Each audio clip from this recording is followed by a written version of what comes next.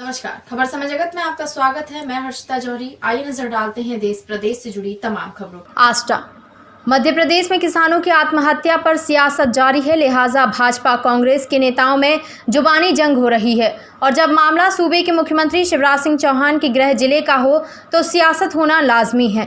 दरअसल एक तरफ सत्ताधारी भाजपा कांग्रेस पर किसानों की आत्महत्या पर राजनीति करने का आरोप लगा रही है, वहीं कांग्रेस किसानों की आत्महत्या पर भाजपा को दोषी बता रही है।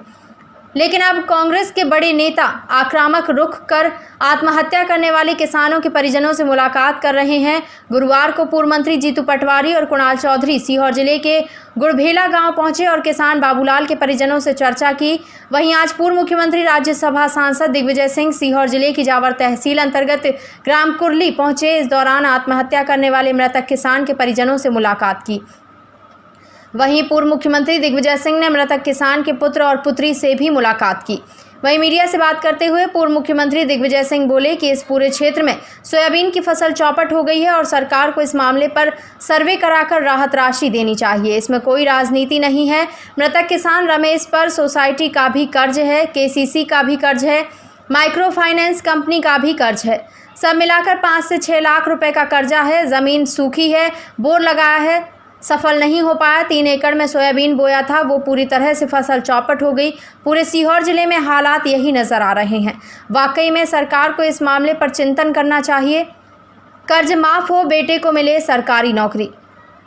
वहीं दिग्विजय सिंह ने मृतक किसान के बेटे को सरकारी नौकरी दिए जाने की भी बात करते हुए बोले कि इस मसले पर अनुसूचित जाति का परिवार है, अनुसूचित जाति परिवार को पूरी सहायता मिलनी चाहिए।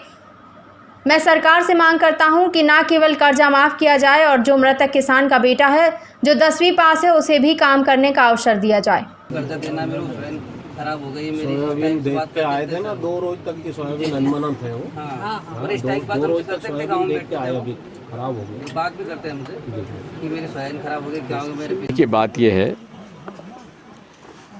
इस पूरे इलाके में सोयाबीन की फसल चौपट हो गई है और स्वाभाविक है कि सरकार को इस मामले में संज्ञान लेते हुए सर्वे करवाकर और राहत राशि देना चाहिए। इसमें कोई राजनीति नहीं है, लेकिन ये मेरा फ़र्ज़ बनता है कि अगर यहाँ किसी प्रकार का एक विषय बनता है जिसमें कि किसानों की फसल चौपट हो गई है, तो मैं आकर देखूं ताकि शासन से अपनी बात मैं कह सकूं।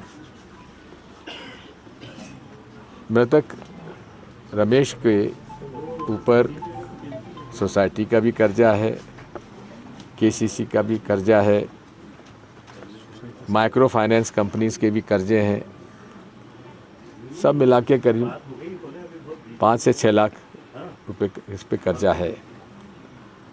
ज़मीन सूखी है, बोर लगाए सफल नहीं हो पाया और 3 एकड़ ज़मीन में सोयाबीन बोया हुआ था, वो पूरी तरह से फसल चौपट हो गई है। और ये पूरे सीहोर ज़िले में हालात यही नज़र आ रहे हैं। मैं रास्ते में भी देखता हुआ आया, लोगों ने मुझे बताया। मेरी इस बारे में एग्रीकल्चर कॉलेज के लोगों से भी चर्चा हुई है, प्रोफेसर से। वाकई में इस मामले में सरकार को चिंतन करना चाहिए। पुराना बीज चला आ रहा है जिसके आधार पर यहाँ पे सोयाबीन की फसल ली जाती है। सरकार ने कोई नई बीज यहाँ पे इसको इंट्रोड्यूस नहीं किया है। लेकिन इस मसले पर अनुसूचित जाति का परिवार है और अनुसूचित जाति के परिवार को पूरी सहायता मिलनी आवश्यक है।